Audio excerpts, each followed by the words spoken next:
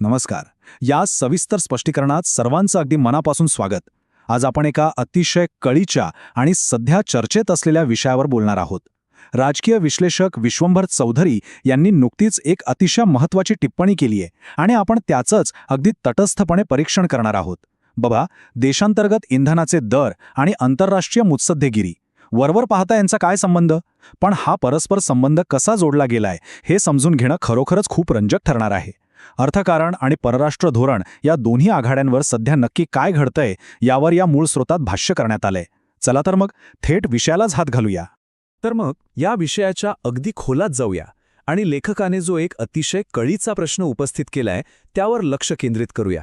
प्रश्न असा आहे की देशांतर्गत इंधनाचे दर आणि ही अत्यंत गुंतागुंतीची अशी जागतिक मुत्सद्देगिरी यांचा एकमेकांशी थेट संबंध कसा काय असू शकतो. म्हणजे बघा, वरवर पाहता हे दोन पूर्णपणे वेगळे आणि स्वतंत्र विषय वाटतात, बरोबर, पण आंतरराष्ट्रीय राजकारणाचे पडसाद अगदी आपल्यासारख्या सामान्य माणसाचा खिशावर आणि जीवनावर कसे उमटतात हेच आपण या विश्लेषणातून आता टप्प्याटप्प्याने उलगडून पाहणार आहोत. लेखकाच्या या विश्लेषणाचा पहिला मुख्य भाग आहे तो म्हणजे इंधनाचे दर, जनतेचा रोष आणि यामागचं देशांतर्गत आर्थिक व्यवस्थापन. आणि यातून एक गोष्ट अतिशय उत्तम प्रकारे स्पष्ट होते. लेखकाने आपल्या टिप्पणीची सुरुवात एका अत्यंत ज्वलंत पैलूवर लक्ष वेधून केलीये. तो पैलू म्हणजे आपलं देशांतर्गत आर्थिक व्यवस्थापन. भूतकाळातील धोरणात्मक निर्णय आजच्या परिस्थितीला अधिकच गुंतागुंतीचं कसं बनवतात हे चौधरी इथं स्पष्ट करतात. त्यांचा युक्तिवाद असा आहे की बघा, जेव्हा आंतरराष्ट्रीय बाजारात कच्च्या तेलाचे दर खरंच खूप कमी होते तेव्हा देशात मात्र इंधनाचे भाव चढेच ठेवण्यात आले. त्यांच्या मते जर त्या काळात हे भाव नियंत्रणात ठेवून सर्वसामान्यांना थोडा दिलासा दिला असता तर आज जागतिक परिस्थितीमुळे जर खरोखरच दरवाढ करावी लागली असती, जी की आता अपरिहार्य आहे, तरी ती दरवाढ जनतेने नक्कीच समजून घेतली असती. याच अनुषंगाने मूळ स्रोतामध्ये एक अतिशय स्पष्ट आणि थोडंसं कठोर विधान करण्यात आलंय.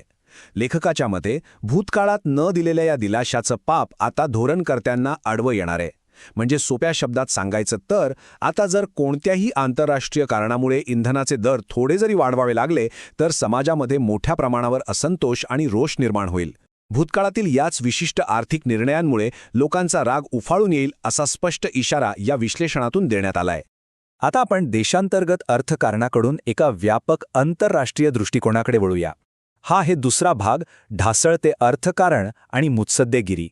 लेखकाच्या मते आणि अगदी त्यांच्याच थेट शब्दांत सांगायचं तर गंडलेलं अर्थकारण, गंडलेला परराष्ट्र व्यवहार आता उघड होत आहे. या एका थेट विधानावरून आपल्याला त्यांची भूमिका समजते.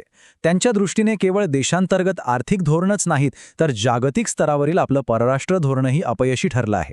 आणि या दोन्ही आघाड्यांवरील उणिवा किंवा त्यांच्याच शब्दांत सांगायचं तर हे गंडलेले व्यवहार आता जगासमोर आणि देशासमोर अजिबात लपून राहिलेले नाहीत, ते पूर्णपणे उघड होत आहेत, असा एक अत्यंत गंभीर दावा या टिप्पणीत करण्यात आलाय. इथूनच आपण या विश्लेषणातील अत्यंत महत्त्वाच्या अशा तिसऱ्या भागाकडे येतो, काही वादग्रस्त भूराजकीय आघाड्या आणि मुत्सद्देगिरीतील त्रुटी. तर इथला अत्यंत महत्त्वाचा मुद्दा असा आहे की परराष्ट्र धोरण नेमकं कुठे चुकलं यावर प्रकाश टाकताना लेखकाने 3 विशिष्ट राजनैतिक त्रुटी मांडल्या आहेत. पहिली त्रुटी म्हणजे अमेरिकेचे माजी राष्ट्राध्यक्ष डोनाल्ड ट्रम्प, ज्यांचा उल्लेख मूळ स्रोतात उपहासात्मक पद्धतीने डोलांड असा केलाय, त्यांच्याशी विनाकारण आणि फाजील जवळीक साधणं. दुसरी गोष्ट म्हणजे प्रत्यक्षात युद्ध सुरू होण्याआधीच इस्रायलला भेट देणं आणि त्यामुळे इराणसारख्या देशाला विनाकारण डिवचलं जाणं. आणि तिसरी अतिशय धक्कादायक बाब म्हणजे खरं तर ही सगळ्यात महत्त्वाची गोष्ट आहे, अमेरिकेच्या किंवा ट्रम्प यांच्या धाकापोटी आपण रशियाकडून होणारी अत्यंत गरजेची अशी तेल खरेदी थांबवली. लेखकाच्या मते हे सगळेच भूराजकीय निर्णय आता पूर्णपणे अंगाशी आले आहेत. आणि यातूनच उभा राहतो तो आंतरराष्ट्रीय संबंधांमधला चौथा आणि अत्यंत कळीचा मुद्दा, इराण आणि होर्मुझचा प्रसंग.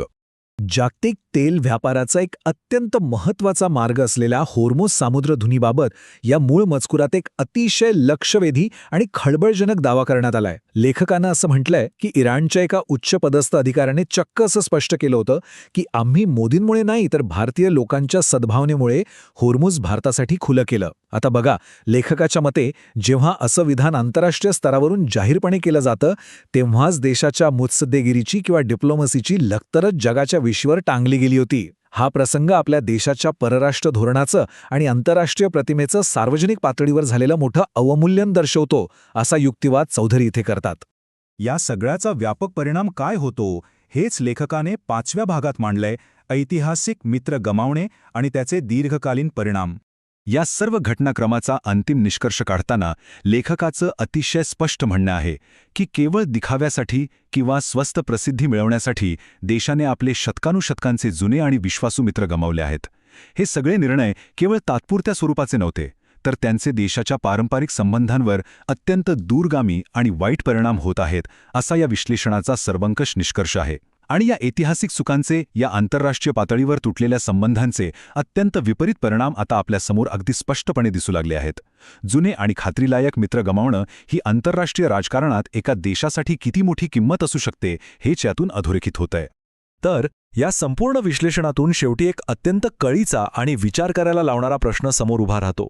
परराष्ट्र धोरणांतील या निर्णयांचा देशांतर्गत दैनंदिन जीवनावर, अगदी पेट्रोल पंपावरील दरांपासून ते सर्वसामान्यांच्या घराच्या बजेटपर्यंत नेमका कोणता दीर्घकालीन परिणाम होतो? जागतिक राजकारण, देशाची मुत्सद्देगिरी आणि आपली अर्थव्यवस्था हे काही वेगळे कप्पे नाहीत, तर ते परस्परांशी किती घट्ट जोडलेले आहेत, हेच या विश्लेषणातून अतिशय प्रभावीपणे समोर येतं. चला तर मग या एका महत्त्वाच्या प्रश्नासोबतच आजचं हे स्पष्टीकरण आपण इथेच थांबूया. एका वेगळ्या दृष्टिकोनातून या विषयाची माहिती घेण्याच्या या प्रवासात सहभागी झाल्याबद्दल खूप खूप धन्यवाद. अशाच विचारप्रवर्तक विषयांवर आपण नक्कीच लक्ष केंद्रित करत राहूया.